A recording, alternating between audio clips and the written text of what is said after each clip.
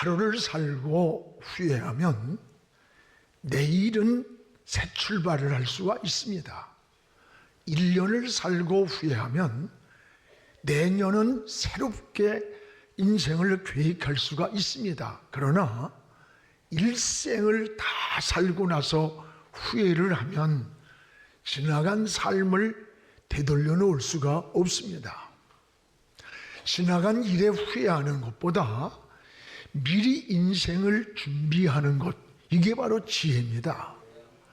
여러분, 인생을 되는 대로 살려고 하지 말고 되도록 살기를 힘쓰고 인생의 방향과 삶의 목적을 정해야 돼요. 그리고 사명을 따라 살아야 합니다. 사명은 인간이 존재하는 목적입니다. 하나님이 보시기에 이 땅에 해야 할 사명이 있는 한 하나님이 우리를 살려주시고 또 이 땅에서 지켜주신다는 것을 믿어야 합니다. 사도행전 27장에 보면 유라굴로의 풍랑에서 모든 사람들이 절망하고 좌절하고 있을 때에 똑같은 풍랑을 만났음에도 불구하고 바울은 두려워하지 않았습니다. 바울은 저 로마로 가서 복음을 전해야 할 하나님이 준 사명이 있음을 확실히 알았기 때문에 결코 내가 이 풍랑에서 죽지 않는다는 확신이 있었던 겁니다. 오늘 성도는 이것을 알아야 합니다. 여러분, 시간이 많아서 주의 일을 한다고 생각하면 착각이에요. 주의 일 하라고 하나님이 시간을 주셨음을 감사해야 돼요. 오늘 우리가 살아가는 건강해서 주의 일 하는 게 아니고 주의 일 하라고 건강 주셨음을 감사해야 합니다. 소유가 많아서 드리는 것 아닙니다. 주님의 일을 하라고 내게 소유를 주셨다고 감사해야 돼요. 내가 무슨 재능이 뛰어나서 봉사한다는 교만한 생각까지는 안 돼요. 나에게 봉사하라고 이런 재능을 주셨음을 고백할 때 내가 섬기는 일이, 봉사하는 일이 감사가 되고 은혜가 되는 거예요. 올해도 한 해에 마침표를 찍고 결산을 준비하고 있습니다. 그리고 새해를 위한 각 부서의 사명을 여러분에게 맡기고자 합니다. 우리는 각자 주어진 사명이 있습니다. 모든 생명체는 이 사명을 가지고 존재하는 겁니다. 여러분, 하나님이 만드신 창조물 속에는 사명이라고 하는 원리를 가지고 있습니다. 그 원리를 따라 살아가는 것, 이것을 사명이라고 말합니다. 땅은 지리가 있고 물질에는 물리가 있고 몸에는 생리가 있고 마음에는 심리가 있듯이 하나님은 영이시기 때문에 하나님의 영적 원리가 있는 거예요. 이 영적 원리를 따라 사는 것, 즉 이것이 하나님의 뜻을 따라 살아가는 겁니다. 원리를 벗어날 때 질서가 파괴되고 균형을 잃게 됩니다. 여러분, 요즘 이상기온이 세계 곳곳에서 일어나고 있어요. 지구의 온난화로 인해서 점점 이 지구가 가라앉고 있다는 거예요. 여러분, 겨울이 와야 되는데 너무 더운 거예요. 그러니까 모든 농작물이 망쳐버리는 거예요. 또 갑자기 홍수가 너무 많이 오고 또 가뭄이 오기도 하고, 이게 뭐냐? 자연 원리를 벗어날 때 오늘 인류의 재앙으로 다가온다는 사실입니다. 그래서 하나님이 만드신 창조의 원리를 따라 살아가는 것, 이게 사명인 거예요. 성도의 사명은 하나님이 맡겨주신 이 땅의 임무를 잘 수행하는 겁니다. 임무에 대한 책임 완수가 곧 사명이기 때문입니다. 여러분, 맡겨진 사명에 대해서 자원하는 마음으로, 우러나오는 마음으로, 충성된 마음으로 하나님을 섬기기를 축복합니다. 오늘 말씀에 당시 부패하고 타락한 시대에 여러분 그 시대를 깨울 수 있는 선지자로 하나님이 불렀어요. 누구를 보내야 할고, 이 타락된 시대를 깨우고 이 부패한 시대 하나님이 살릴 수 있는 이런 선지자를 누구를 보내야 할고 할 때 이사야가 내가 여기 있나이다, 나를 보내소서, 내가 여기 있습니다, 나를 보내주세요, 반응을 하는 거예요. 바로 이것이 사명입니다. 주어진 임무에 지원하는 마음인 것입니다. 성경에 사도 바울도 그러했습니다. 사도행전 20장 24절에 사명을 위해서 생명까지 귀하게 여기지 않는다라고 했어요. 바울이 생명까지, 목숨까지 걸만한 그 사명이 무엇이었습니까? 바로 복음이었습니다. 복음. 십자가에 피 묻은 이 복음, 이 복음을 깨달은 이후에 바울은 이것을 전하는 일을 위해서는 내가 목숨을 걸었다는 거예요. 복음이 뭐예요? 예수 그리스도, 예수 안에 있는 생명, 예수 안에 있는 영원한 천국 가는 길, 평안, 안식이 예수 그리스도 안에 있음을 깨닫고 이 복음을 전하기 위해 목숨을 걸었다는 거예요. 그렇습니다.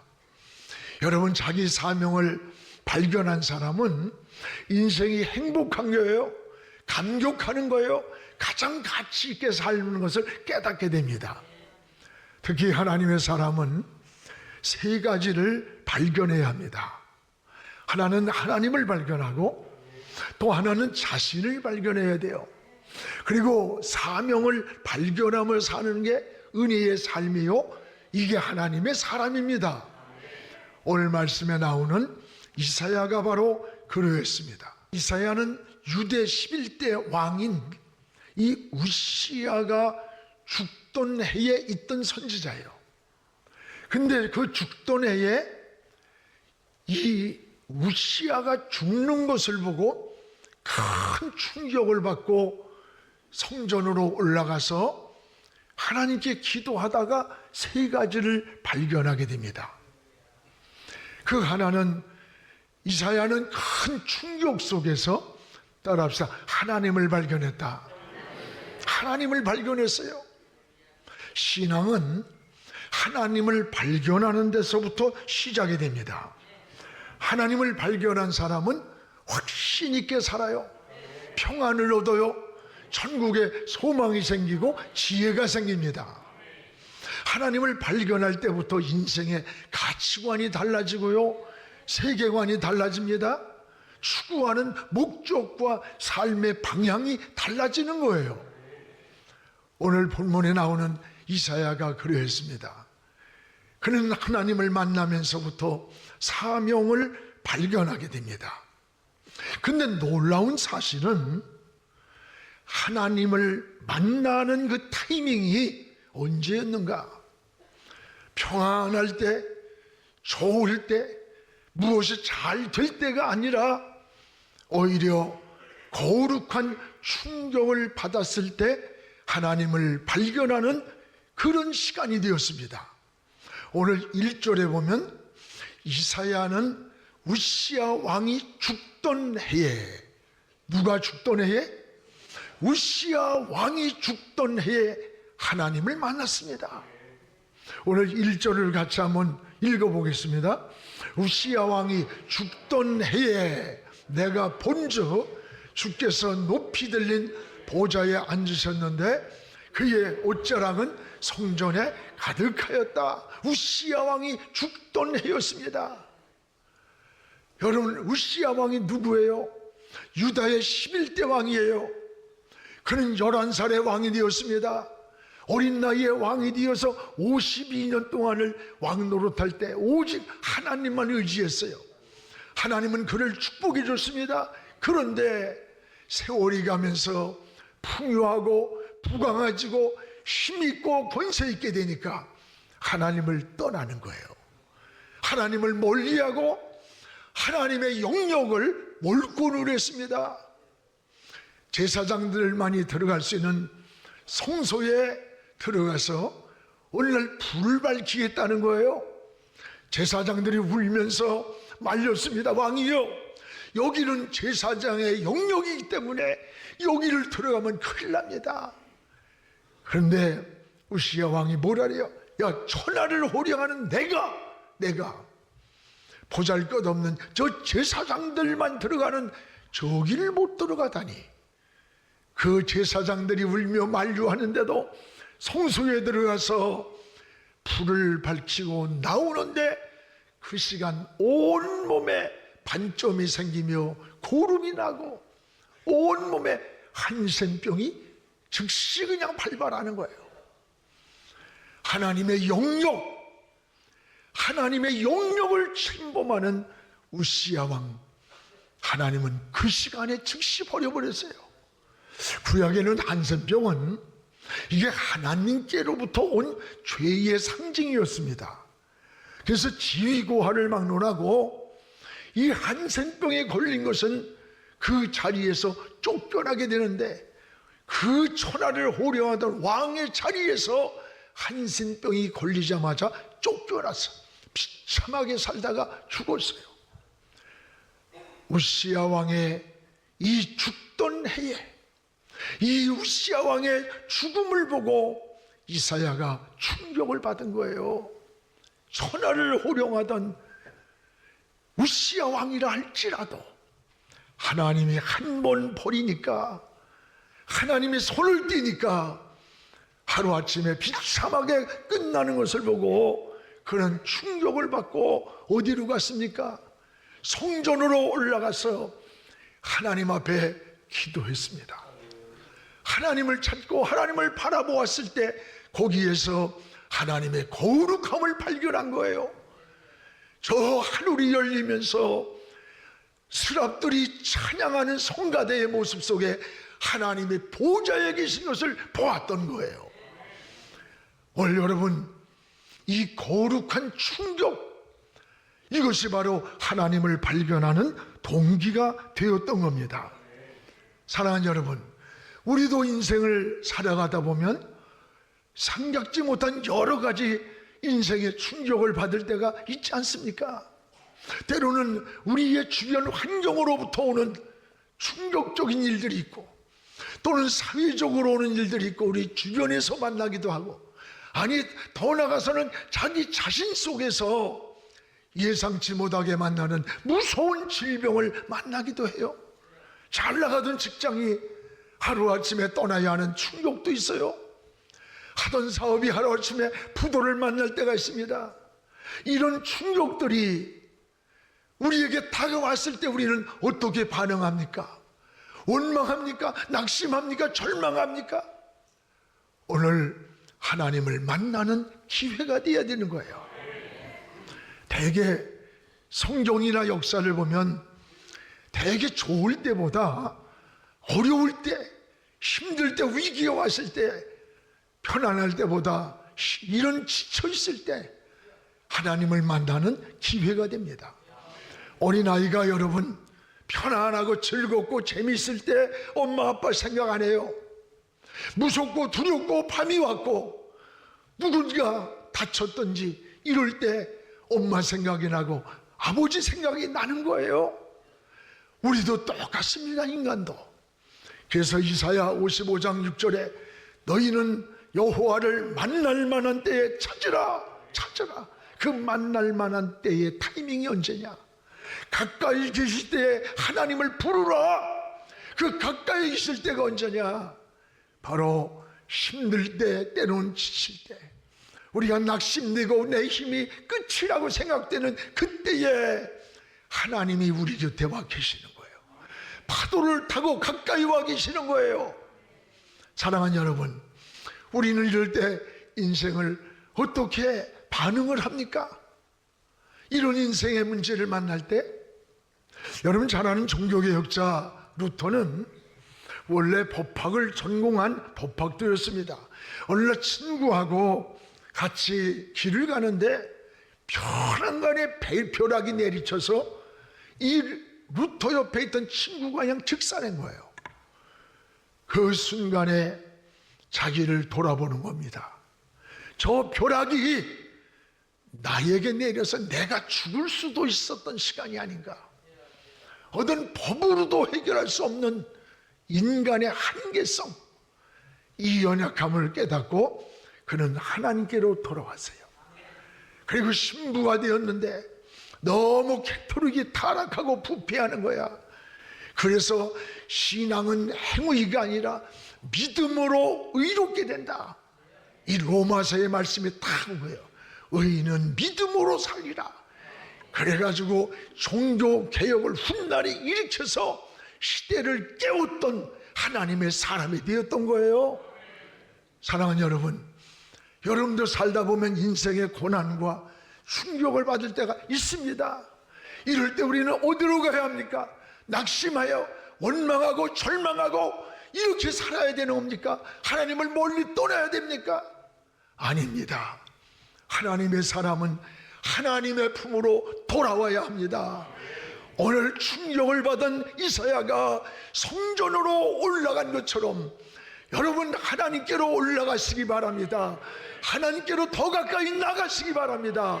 하나님을 의지하시기 바랍니다. 그리고 하나님께 매달려 기도하기를 축복합니다. 이사야처럼 하나님의 거룩함을 발견하고 하나님께 더 가까이 가는 동기가 되는, 그래서 이 풍랑 인연에서 더 빨리 갑니다. 이 찬송과 가사처럼 내게 있는 인생의 풍랑을 인연해서 더 하나님께로 가까이 갑니다. 이게 우리의 신앙의 고백이 되기를 주의 이름으로 축복을 합니다.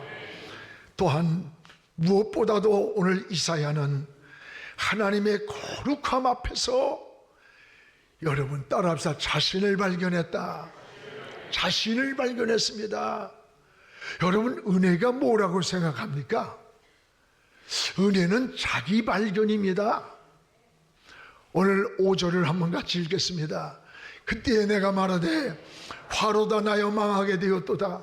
나의 입술이 부정한 사람이요 나는 입술이 부정한 백성 중에 거주하면서 만군의 여호와이신 왕을 배웠음이로다. 여러분 나는 입술이 부정한 자다. 오늘 이사야는 하나님의 성전에서 기도하다가 저 하나님을 발견했어요. 스랍들이 거룩하다 거룩하다 하나님을 찬양하는 이 엄청난 영광의 그 예배의 광경, 하늘나라의 예배 광경, 성가대의 광경, 이걸 보고 황홀하게 있던 이사야예요. 그런데 그 빛 가운데 이사야는 자기를 본 거예요. 자기를 발견하면서 뭐라 그래요? 가슴을 치는 거예요. 망하였도다 망하였도다. 부정하고 더러운 내가 저 거룩한 하나님을 보았도다. 그러면서 하나님 앞에 울기 시작하는 거예요. 여러분 황홀함만 본 게 아니에요. 거룩한 하나님의 빛 앞에서 자기를 보았던 거예요. 여러분 은혜가 뭡니까? 은혜는요 나를 보는 거예요. 다른 사람의 허물을 보고, 여러분 다른 사람의 약점을 보고, 다른 사람의 실수를 보고 그걸 들춰내는 게 아니에요. 어떤 사람은 뭐 계시를 받았다, 뭐 영안이 열렸다 떠들어대면서요 남을 정죄하고 허물을 말하고 아주 뭐가 보이는 것 마냥 이래. 그거 다 사기꾼들이에요. 그거 다 싹꾼들이에요. 여러분 하나님의 진정한 은혜는 하나님의 빛 가운데서 나를 보는 거야. 나를. 남의 허물을 보는 게 아니라 내 허물을 보고, 남의 가슴을 치는 것이 아니라 내 가슴을 치는 거예요. 남의 실수와 허물이 보일 때 나에게도 이런 허물이 없는가, 나를 보는 거울이 되는 겁니다. 오늘 이사야는 허물, 황홀함에만 빠져 있는 게 아니에요. 거룩한 하나님의 빛 앞에서 자기를 보고 망하였다고, 거룩한 줄 알았던 내가 이렇게 더럽고 추한 줄 몰랐다. 여러분 보다 더 밝은 빛 가운데 나타난 자기 모습은 너무나 추한 것을 깨닫고 가슴을 치면서 통곡을 했습니다. 진정한 은혜예요. 남의 가슴을 치지 마세요.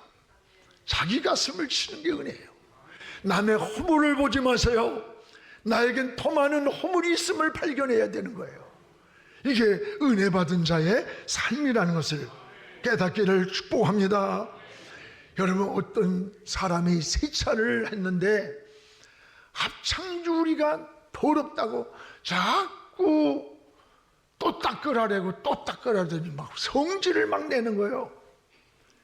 그러니까 그 주리창을 막 닦고 줘도 더럽다고 막 성질을 내는 거야. 옆에 있던 부인이 가만히 보니까 남편의 안경이 지저분해. 그래서 안경을 벗어가지고 안경알을 닦아줬어요. 알고 보니까 자신이 끼고 있는 안경알이 뿌연 것은 알지 못하고 계속 앞창 유리창에 차에 세차를 잘못했다고 막 성질을 내는 거야. 여러분, 우리의 모습이 이와 같은 거예요. 가정이나 사회나 수많은 문제들이 자기 자신에게서 문제를 찾지 아니하고 다른 곳에서 찾기 때문에 해답이 없어요. 답답한 거예요. 은혜는 뭐냐? 자기 발견이에요. 이사야처럼 자신을 보는 영적인 눈이 열리기를 주의 이름으로 축복합니다. 이사야가 죄를 깨닫고 망하게 되었다고 하나님 앞에 가슴을 치며 통곡을 할 때 스랍은 천사를 말하는 거예요. 천사가 숯불에 달구어진 그 불덩어리를 가지고 이사야의 입술에 대면서 7절에 뭐라 그래요? 내 악이 제하여졌다. 네 죄가 사해졌느니라. 할렐루야. 바로 이겁니다. 나의 허물을 깨닫고 나를 발견하고 내 죄를 고백할 때에 여러분, 주의 사자가 나타나서 은혜의 불, 성령의 불을 내려준 거예요. 하나님의 은혜의 불입니다. 그리고 하나님은 모든 죄를 깨끗하게 사해 주신 거예요. 이게 하나님의 은혜인 거예요. 사랑하는 여러분, 은혜 받았다고 하면서 남의 허물이나 들추고 남의 약점이나 들추고 있지는 않습니까? 그것은 은혜가 아닙니다. 진정한 은혜 받은 자는 자기를 늘 보는 거예요. 자기를. 여러분도 자신의 허물을 보는 눈이 한없이 밝아지기를 축복합니다. 남의 허물을 보는 눈은 한없이 어두워지기를 축복합니다. 이게 은혜예요. 오늘 해보다 더 밝은 빛 가운데서 자신의 죄를 깨닫는 시간에 하나님께서는 뭘 줬는 줄 알아요? 이사야에게 자기 사명이 무엇인가를 발견케 했습니다. 이사야는 그 빛 가운데서 용서만 받은 게 아니라 내가 이 땅에 세야 할 사명을 발견했던 거예요. 그게 오늘 8절에 나오는 본문 말씀 아닙니까? 우리 같이 읽겠습니다. 내가 또 주의 목소리를 들으니 주께서 이르시되 내가 누구를 보내며 누가 우리를 위하여 갈꼬 하시니 그때에 내가 이르되 내가 여기 있나이다 나를 보내소서. 내가 여기 있나이다 나를 보내소서. 여러분, 여호와의 목소리를 들으니 여호와의 목소리를 들었습니다. 오늘 여러분, 하나님의 목소리는 사명을 맡기려고 부르는 소리예요. 이사야를 쓰시려고 부르는 소리예요. 이사야를 축복하려고 부르는 소리예요. 오늘 이 하나님의 목소리가 여러분에게 들려오기를 축복합니다. 이사야는 이 하나님의 목소리가 들려올 때 뭐라 그랬어요? 내가 여기 있나이다. 내가 여기 있나이다. 나를 보내소서. 뜨거운 가슴으로 반응을 했던 거예요. 오늘 여러분, 하나님의 부르심을 우리는 소명이라고 말합니다. 그리고 그 부르심에 반응하는 것을 사명이라고 그러는 거예요. 우리도 하나님의 목소리를 들어야 돼요. 이 시대의 사명자를 찾는 목소리, 하나님의 목소리를 들을 때 이사야는 어떻게 반응했습니까? 내가 여기 있습니다. 내가 여기 있습니다. 나를 보내주소서. 이 말씀을 준비하면서요, 내 가슴이 뜨거웠어요. 82년도 목사 안수를 받을 때 막 눈물 흘리면서 하나님, 내가 여기 있습니다. 나를 보내세요. 나를 써주소서. 목사라는 이름이 떨어지면 그날이 죽음과 동일한 시간이 되기를 원합니다. 그러면서 하나님께 막 매달리며 기도했던 그 일이 불현듯 마음에 떠올라서 그렇게 은혜가 되더라고. 여러분, 내가 여기 있습니다. 나를 써주세요. 나를 보내주세요. 하나님의 목소리를 듣는 이사야는 여러분, 하나님의 부름에, 사명에 반응했어요. 우리가 무슨 일을 하든지 억지로 하면 그건 노동이 되는 거예요. 즐겁게 하면 사명이 되는 거야. 우리 오케스트라가 여기서 찬양을 하고 악기를 다룰 때도요, 시간을 때우는 게 아니잖아. 내가 이 예배에 오늘 한 소리를 낼 수 있는 하모니를 이루고 연주를 한다. 이 얼마나 감사해요. 기도하면서 감격하면서 찬양한다는 거, 이게 은혜인 거예요. 사랑하는 여러분, 여러분은 하나님의 일을 노동으로 합니까? 사명으로 합니까? 자원하면서 기쁨과 감사함으로 주의 일을 하시기를 축복합니다. 오늘 사랑하는 여러분이요, 하나님은 주신 은혜대로, 은사대로 한 가지씩 오늘 우리에게 일감을 맡기십니다. 한 해를 결산하고 새해 일할 일꾼을 찾고 있습니다. 하나님이 주신 은사대로 여러분 한 가지, 두 가지, 세 가지는 하지 마세요. 세 가지를 할 때는 이 사역이 흐트러지기가 쉬워. 한 가지에 막 집중하세요. 여러분, 4,000명이 넘는 우리 재직들이 한 가지씩만 맡아서 하세요. 전에 사역을 조사해 보니까 1170개가 되더라고. 일할 수 있는 자리가 1170개야, 교회. 지금은 2000개도 넘을 거예요. 여러분이 지금 앉아있는 이 성가대의 자리가, 교사의 자리가 신방사역자로, 전도사역자로, 어떤 이는 목장으로, 목자로, 사역자로 일할 것이 너무 많습니다. 오늘 할 일은 많은데 여러분, 일할 일꾼이 적다는 거예요. 하나님은 자원하는 사명자를 찾고 있습니다. 억지로 하는 자가 아니라 내가 여기 있습니다. 나를 써주소서. 여러분을 필요에 쓰는 시간에 하나님은 책임져 주는 거예요. 이것이 사명자의 길입니다.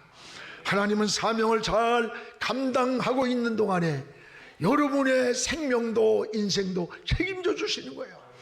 성경은 일한 대로 갚아주신다 그랬어요. 주 안에서의 수고는 결코 헛되지 않다고 했습니다.